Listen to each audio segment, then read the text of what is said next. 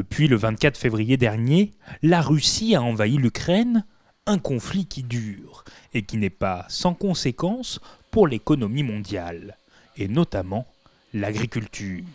On a du commerce avec eux, et on a le tournesol, l'huile et le tourteau de tournesol qui viennent pour l'alimentation humaine pour l'huile, mais pour l'alimentation animale pour le tournesol en France. Et puis c'est un pays aussi fort, grand exportateur en blé, avec la Russie à côté. À eux deux, ils font un tiers des exportations de blé dans le monde, et ce tiers est aujourd'hui arrêté complètement. Et ça veut dire qu'il y a d'autres peuples qui n'ont plus accès au blé et à leur nourriture de base.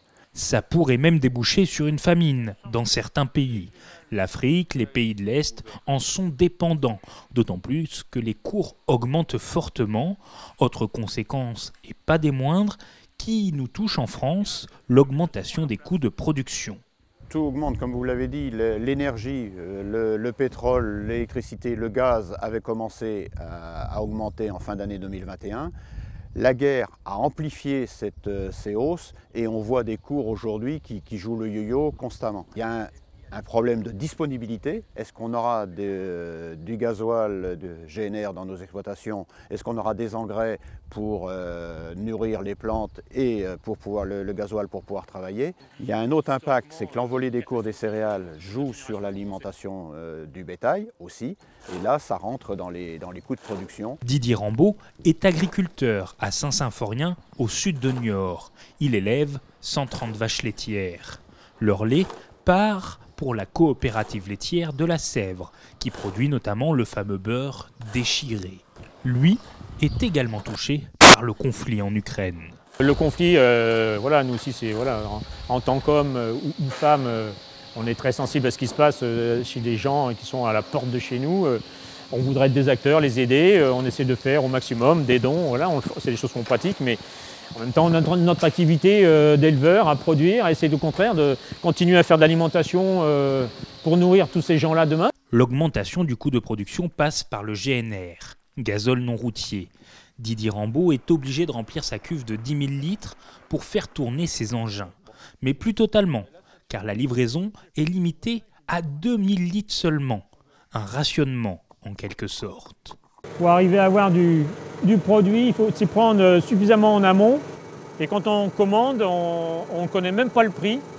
C'est-à-dire que là, j'ai commandé pour la semaine dernière. Je ne vais être livré que le 8 avril et je ne connais pas le prix. Je connaîtrai le prix uniquement au moment le matin de ma livraison. Et là, j'accepterai ou j'accepterai pas, mais comme de toute façon, on est obligé d'avoir du fuel, du GNR pour mettre dans nos véhicules pour pouvoir travailler. On est complètement dépendant de cette fluctuation qui depuis la guerre, devient insoutenable pour nous en termes de tarifs et même d'approvisionnement. Il ne sait même pas quand il pourra de nouveau être livré. Surtout en pleine saison, au moment du travail dans les champs, la cuve descend vite. Là encore, il faudra faire attention à la consommation. L'impact, c'est aussi dans la nourriture pour ses protégés.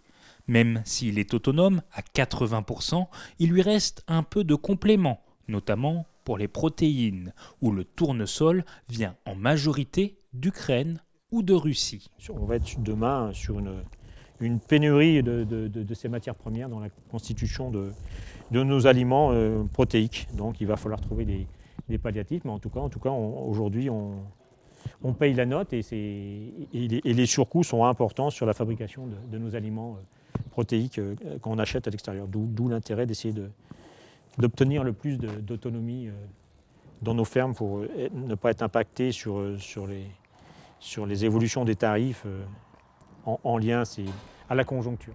Ça avait déjà commencé à augmenter depuis 1 an. Et les produits qui ont pris en 1 an 35%, quoi. Et ça va être de pire en pire. Donc, Didier Rambaud est également cultivateur. Et sur les engrais aussi, les coûts ont explosé. Un phénomène qui avait déjà commencé après la crise sanitaire du Covid-19. Heureusement qu'en tout cas chez nous, on a pu se couvrir en engrais cet été le plus tôt possible parce qu'on sentait le hausse qui était déjà amorcée, qui a été elle aussi bien plus accentuée depuis la crise, qui je pense va impacter encore plus la récolte 2023 que 2022. Mais peut-être que nous, en fait, dans notre système polyculture-élevage, on aura cette force de pouvoir rebondir plus facilement avec nos effluents d'élevage qui nous permettront, certes, de ne pas alimenter en totalité nos cultures, mais d'y pallier et d'éviter peut-être la catastrophe. Mais en tout cas, on a besoin de ces engrais minéraux forcément pour arriver à avoir des rendements qui permettent de nourrir nos troupeaux et la population, quoi. Finalement, une notion émerge, celle d'autonomie, que ce soit l'autonomie alimentaire ou encore l'autonomie industrielle. Jean-Marc Renaudot rejoint Didier Rambaud sur ce sujet. La France l'a mis en avant, le président de la République, qu'il faut avoir une souveraineté alimentaire. Il nous la faut pour nous Français, mais il la faut aussi pour les pays alentours, que ce soit en Europe et puis aussi nos voisins au sud de la Méditerranée. Pour nous, agriculteurs, j'allais dire directement, on parle de la souveraineté alimentaire parce que, et on l'a vu dans le Covid, que l'agriculture française est capable de répondre aux attentes de la société et a fourni la France en nourriture. Après, pour avoir cette souveraineté, il nous faut avoir accès aux semences, aux produits de traitement et aussi aux engrais, parce que, et là aussi, on était dépendant d'un certain nombre de pays de l'Est de l'Europe. Donc il faut que là aussi, qu'on reprenne aussi notre souveraineté sur ces éléments-là. Autre souci, Egalim 2. Cette loi doit notamment protéger la rémunération des agriculteurs. Selon le président de la Chambre d'agriculture des Deux-Sèvres, elle doit être rediscutée, car les prix ont déjà été négociés avec la GMS, mais il faut aller plus loin et les revoir. Si on veut que les élevages continuent à vivre de leur métier, il faut qu'il y ait la répercussion de ces évolutions de coûts de production sur le prix de vente de nos produits dans toutes les filières animales. Et c'est ça qui est important aujourd'hui aussi. Les prix vont augmenter et c'est déjà le cas. Une question de survie pour les agriculteurs qui aimeraient pouvoir vivre de leur métier. La crise sanitaire, les guerres ont un impact sur l'économie et l'agriculture n'est pas épargnée.